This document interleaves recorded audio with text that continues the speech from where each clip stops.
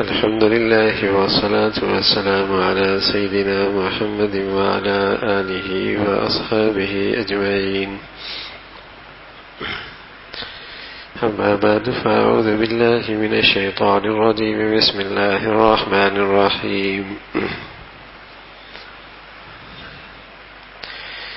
اليوم أكملت لكم دينكم وأتممت عليكم نعمتي ورضيت لكم الإسلام دينا. صدق الله العظيم. اللهم صل على سيدنا محمد النبي الأمي وعلى آله وأصحابه وسلم. اللهم صل على سيدنا محمد النبي الأمي وعلى آله وأصحابه وسلم. میرے معزز مسلمان بزرگوں، عزیز بھائیوں، جب مسلمان لا الہ الا اللہ محمد الرسول اللہ کہتا اور مانتا ہے تو یہ اللہ اور اللہ کے رسول سے ایک معاہدہ کرتا ہے، اور اس معاہدے کا متن لا الہ الا اللہ محمد الرسول اللہ ہے۔ یہ ایک اللہ سے، اللہ کے رسول سے ایک معاہدہ ہے جو اس کلمے کو ماننے والا، پڑھنے والا اللہ سے، اللہ کے رسول سے کرتا ہے۔ یہ ایک معاہدہ ہے، اور اس معاہدے کی ساری دفعات خوبصورتی کے ساتھ ان دو کلمات میں سمیٹ لیا گیا ہے۔ ایک ہے لا الہ الا اللہ۔ اس معاہدے کے بہت سارے دفعات، بہت ساری شقیں اس میں آ گئی، اور اس معاہدے کی بہت ساری شقیں محمد الرسول اللہ میں آ گئی۔ یہ ایک معاہدہ ہے کہ لا الہ الا اللہ، اس کی بہت ساری شقیں ہیں، دفعات ہیں کہ خالق، مالک، رازق، قادر، رزاق، فتاح، علیم، قابض، مومن، مہیمن، عزیز، جبار، یہ سب کچھ اللہ ہی ہے۔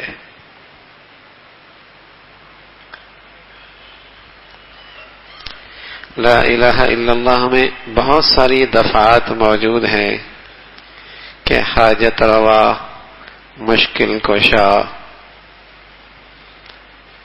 ضرورتوں میں مدد کرنے والا، مشکل کی گھڑی میں تعاون اور مدد کرنے والا، مصیبتیں دور کرنے والا، مشکلوں کو ہٹانے والا، مصائب سے نجات دینے والا، زندگی کے مسئلے حل کرنے والا۔ لا الہ الا اللہ، اس معاہدہ کرنے والا شخص یہ اس بات کا عہد کرتا ہے کہ مجھے یقین ہے کہ یہ صرف اللہ ہی کر سکتا ہے۔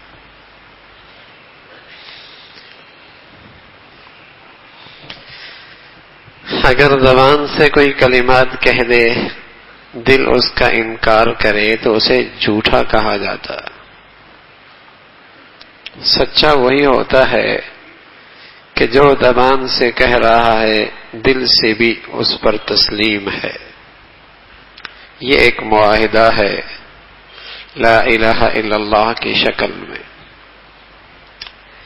کہ اللہ نے جو ہر زمانے کے اندر انسان کی زندگی کی کامیابی کے لیے جو ایک زندگی دی ہے، جو ایک نظام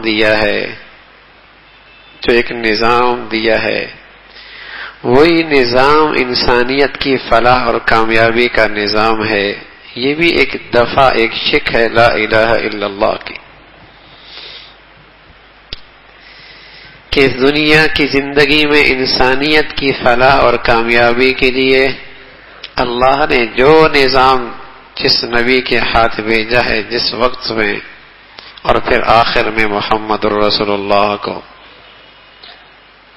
ایک نظام زندگی دیا ہے، تو لا الہ الا اللہ یہ اللہ سے عہد کر رہا ہے کہ انسانیت کی فلاح اور کامیابی کا نظام صرف وہی ہے. یہ ایک معاہدہ ہے محمد الرسول اللہ کہ یہ ایک معاہدہ ہے. اس میں بہت ساری شقیں ہیں کہ محمد صلی اللہ علیہ وسلم اس کی نبوت پر، اس کی رسالت پر، اس کے آخری نبی ہونے پر، اس کی لائی ہوئی زندگی پر یہ دل اور زبان سے اقرار اور یقین کرتا ہے کہ راہ نجات صرف وہی ہے. لا الہ الا اللہ محمد الرسول اللہ یہ ایک معاہدہ ہے جو کلمہ گو شخص اللہ سے بھی کرتا ہے، اللہ کے رسول سے بھی کرتا ہے. عرض کروں میرے عزیزو، اس کی بہت ساری دفعات ہیں، بہت ساری شقیں ہیں جو ان ساری کی ساری ان دو کلمات میں خوبصورتی کے ساتھ سمیٹ دی گئی ہے،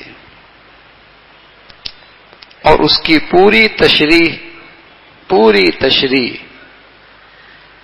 دین کی شکل میں ہے، اسلام کی شکل میں ہے، قرآن حدیث کی شکل میں. یہ پوری زندگی ہے، یہ ایک معاہدہ ہے. حضرات علماء نے لکھا ہے اگر اس سارے معاہدے کو کوئی ایک لفظ سے تعبیر کرنا چاہے کہ مجھے پورا ایک معاہدہ جو یہ ہوا ہے جس کا متن لا الہ الا اللہ محمد الرسول اللہ، جس میں ہزاروں دفعات اور شقیں خوبصورتی کے ساتھ سمیٹ دی گئی ہیں، کسی ایک لفظ میں مجھے تعبیر کر کے بتاؤ اس پورے معاہدے کی خوبصورت تصویر ایک لفظ میں. تو حضرات علماء نے لکھا کہ اس کی تعبیر ایک لفظ سے بھی ہو سکتی ہے، اور وہ ایک لفظ ہے کہ یہ سارا معاہدہ اس بات پر مشتمل ہے کہ تم اللہ کے حق میں بھی انصاف کرنا، عدل قائم کرنا، مخلوق کے حق میں بھی عدل قائم کرنا. عدل. تو یہ ساری شقیں اور سارے دفعات ایک لفظ میں کہ عدل کی زندگی اختیار کرنا. اللہ خود عادل ہے، قائما بالقسط، اللہ عادل ہے. تو اس نے جو نظام زندگی دیا ہے وہ بھی سراپا عدل پر مشتمل ہے. اللہ خود عادل ہے. جو زندگی اس نے اللہ کے حبیب کے واسطے انسانیت کو دی ہے وہ بھی عدل ہی پر مشتمل ہے. عدل، انصاف کی زندگی. اور میرے عزیزو، دنیا میں کوئی قوم فلاح نہیں پا سکتی، کوئی گھر صحیح زندگی نہیں گزار سکتا، کوئی خاندان اپنی زندگی نہیں بنا سکتا کہ جب تک اس کی زندگی میں وہ عدل زندہ نہ ہو جو اللہ کا رسول لے کے آیا. نہ انصافیوں سے زندگی نہیں بنتی، ظلم سے زندگیاں نہ بنتی، نہ فرد کی زندگی بنتی ہے، نہ گھر کی بنتی ہے، نہ قوم کی بنتی ہے، نہ ملکوں کی بنتی. قوموں کی بربادی کے دو بنیادی اسباب ہیں. ایک سبب ہے جب قوم میں فسق و فجور، یہ اللہ کے حق میں ناانصافی کا نام ہے. جب اللہ کے حق میں ناانصافی، یعنی جب قوم میں فسق و فجور عام ہو جائے. اور دوسرا، وقت کے با اختیار لوگوں کے ہاتھوں سے رعایا پہ ظلم شروع ہو جائے تو یہ قوم کی پستی اور ذلت ہے، تباہی ہے اس قوم کی، اس ملک کی اور اس مملکت کی بربادی ہے کہ قوم فسق و فجور میں مبتلا ہو، اور جن کے ہاتھوں میں اختیار اور طاقت ہے وہ ظلم کی ریت چل پڑے ہوں، تو اس ملک کی اور اس سوسائٹی کی بقا مشکل ہو جاتی، بقا نہیں ہو سکتی. اللہ بھی کہتا ہے الذین طغوا فی البلاد فاکثروا فیہا الفساد فصب علیہم ربک سوط عذاب. جب انہوں نے سرکشی شروع کی، فساد خوب مچایا، فسق و فجور میں مبتلا ہوئے، پھر ان پر میرا کوڑا برسا. اس لیے رسول اللہ صلی اللہ علیہ وسلم فرمایا کرتے تھے کہ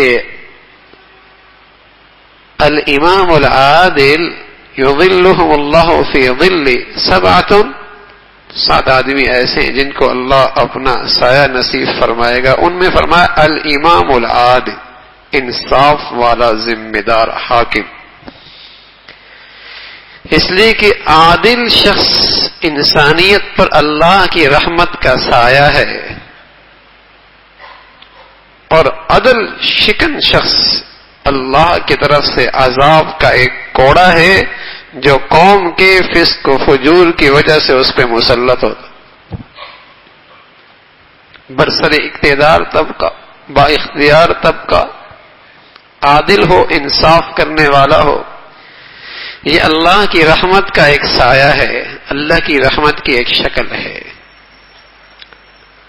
اور جب یہ لوگ ان کے ہاتھوں میں ظلم آ جائے، ظلم کا کوڑا آ جائے، تو یہ قوم کے فسق و فجور کی وجہ سے اللہ کی طرف سے ایک عذاب ہے. اس لیے کہ ناانصافیوں سے تو گھر نہیں بن سکتا، قوم کہاں بن سکتی. تو وہ پورا معاہدہ جس کا متن لا الہ الا اللہ محمد رسول اللہ ہے، جس میں ہزاروں لاکھوں عشقیں اور دفعات ہیں جو ان کلمات میں خوبصورتی کے ساتھ سمٹ گئی ہیں، ان سب کا عنوان ایک لفظ ہے، عدل کی زندگی. عدل کی زندگی، انصاف کی زندگی. عدل کی زندگی، انصاف کی زندگی. انسانی کمزوریوں سے اللہ واقف ہے، خوب واقف ہے. جب معاملہ قرابت کا ہوتا ہے، رشتہ داری کا ہوتا ہے، قریب والوں کا ہوتا ہے، تو عدل پرور شخص بھی انصاف سے ڈگمگانے لگتا ہے، زیادتی کرنے لگتا ہے. تو اللہ نے خاص طور پہ فرمایا یا ایھا الذین آمنوا کونوا قوامین بالقسط شہداء للہ ولو علی انفسکم او الوالدین والاقربین. خاص خیال رکھنا، عدل کا دامن ہاتھ سے نہ چھوڑنا، انصاف سے بات کرنا. انصاف پھر جس سے دل میں، طبیعت میں دوری ہوتی ہے، کچھ بغض ہوتا ہے، کچھ نفرت سی ہوتی ہے، طبیعت نہیں ملتی، آدمی وہاں بڑی مشکل سے انصاف کرتا ہے. تو وہاں بھی خاص طور پہ فرمایا وَلَا يَجْرِمَنَّكُمْ شَنَآنُ قَوْمٍ عَلَىٰ أَلَّا تَعْدِلُوا اعدلوا هو اقرب للتقوى. انصاف سے کام لینا. اس لیے کہ اگر تم نے انصاف کا دامن چھوڑا تو در حقیقت تم نے اس عہد اور معاہدے کی عہد شکنے کی جو تم نے اللہ اور اللہ کے رسول سے کر رکھا، تم اس معاہدے کو توڑنے والے ہو جو تم نے اللہ اور اللہ کے رسول سے کر رکھا. نا انصافی تمہاری زندگی میں نہ ہو، انصاف کی زندگی اختیار کرنا. تمہارا معاملہ فرد کے ساتھ ہو، قوم کے ساتھ ہو، غریب کے ساتھ ہو، امیر کے ساتھ ہو، اپنوں کے ساتھ ہو، بیگانوں کے ساتھ ہو، دوستوں کے ساتھ ہو، دشمن کے ساتھ ہو، تم اس معاہدے کو سامنے رکھنا کہ تم نے انصاف کی قسم کھا رکھی ہے کہ ہم نے زندگی انصاف پہ گزارنی. کہیں نہ انصافی نہ ہو تمہاری زندگی میں. پھر رسول اللہ صلی اللہ علیہ وسلم نے انصاف کا ایسا خوبصورت پیمانہ اپنی امت کو عطا فرمایا ہے، اس لیے کہ ایک مشکل چیز ہے، اس کی کسوٹی ہر شخص نہیں بنا سکتا. ہر شخص کا پیمانہ پھر اپنا اپنا الگ الگ ہوتا ہے. تو اللہ کے نبی صلی اللہ علیہ وسلم نے فرمایا کہ انصاف کی کسوٹی یہ ہے. ایک شخص آیا حضور علیہ الصلوۃ والسلام کی خدمت میں اور کہنے لگا یا رسول اللہ احب ان اکون اعدل الناس، میں چاہتا ہوں میں سب سے بڑا انصاف پسند بن جاؤں، سب سے بڑا انصاف پسند. تو اللہ کے حبیب صلی اللہ علیہ وسلم فرمانے لگے احب للناس ما تحب لنفسك تكن اعدل الناس، جو اپنے لیے پسند کرتے ہو وہی اپنے بھائی کے لیے پسند کر لو، سب سے بڑے انصاف پسند بن. بتائیے اسلام اور اسلام کی تعلیمات انسانیت کے لیے کس قدر رحمت سے بھری ہوئی، کتنی خوبصورت زندگی ہے اسلام کی. لیکن میرے عزیزو، جب ملک قوم کے بڑے افراد سے لے کر ایک چپڑاسی تک اور باپ سے لے کر تعلیمی اداروں تک کہیں بھی اس نئی نسل کو اسلام کا نمونہ نظر نہیں آئے گا، عدل و انصاف کا نمونہ نظر نہیں آئے گا، تو پھر سوچیے یہ نئی نسل کس رخ میں جا پڑے گی جب کہیں بھی اسے یہ رخ نظر نہیں آئے گا. پھر وہ انسانی قدروں سے محروم کیوں نہ ہو، اخلاق سے عاری کیوں نہ ہو، اس لیے کہ اسے تو کوئی نمونہ ہی نظر نہیں آ رہا تھا. اوپر سے لے کر نیچے تک، گھر کے باپ کی زندگی، گھر کی زندگی لے سے تعلیمی اور ٹیچر تک کہیں یہ زندگی نظر نہیں آتی.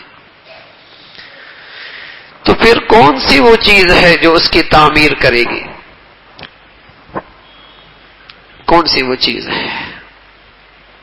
اسلام کی تعلیمات تو بہت خوبصورت ہے، لیکن میرے عزیزو بدقسمتی ہے کہ آج وہ زندگیوں میں نہیں رہی، کئی زندگی میں، بلکہ ہر محنت اور ہر کوشش اور ہر ادارے اور ہر سرمایہ اور ہر دولت اس پہ لگ رہی ہے کہ کہیں کوئی اسلام کے کئی نشان ہیں تو انہیں کیسے مٹا دیا جائے، اسے کیسے مٹا دیا جائے، اور اسے کھرج کے کس طریقے سے اسے نئی نسل سے نسیہ منسیہ یعنی انہیں بھلا ہی دیا جائے، کہیں انہیں نظر نہ آ جائے کوئی اسلام کا حسن.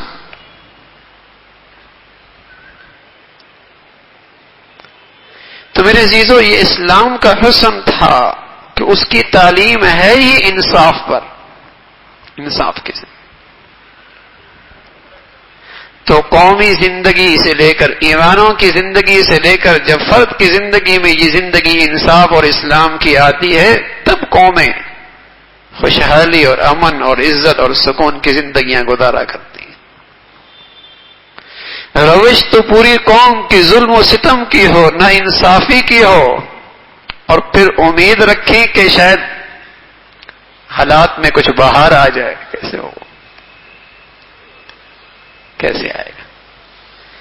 تو میرے عزیزو نسخہ ایک ہی ہے، فلاح کا راستہ ایک ہی ہے جو میں نے اور آپ سب نے کلمہ پڑھ کے اللہ اور اللہ کے رسول سے معاہدہ کیا ہے، لا الہ الا اللہ محمد الرسول اللہ کی شکل میں، کہ انسانیت کی فلاح اور کامیابی کا ایک ہی دستور ہے جو محمد الرسول اللہ لے کے آئے، جسے عدل کی زندگی کہتے ہیں، جسے اسلام کی زندگی کہتے ہیں.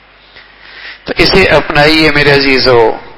ایوانوں تک رسائی نہیں، بازاروں تک رسائی نہیں، قومی اداروں تک رسائی نہیں، اپنی ذات تک تو رسائی ہے. اس من سے آغاز کروں، فرض سے آغاز کروں، گھر کی دہلیز سے یہ آغاز کروں، اپنی ارد گرد کی زندگی میں یہ چیز زندہ کروں. اللہ کی ذات سے امید ہے، یہ چراغ ہے، یہ روشنی ہے، پھیلتی چلی جائے گی. امید ہے اللہ اپنی رحمت کا معاملہ فرمائے. اللہ مجھے بھی اور آپ کو بھی کہنے سننے سے عمل کی توفیق نصیب فرما دے. وآخر دعوانا الحمدللہ رب العالمین.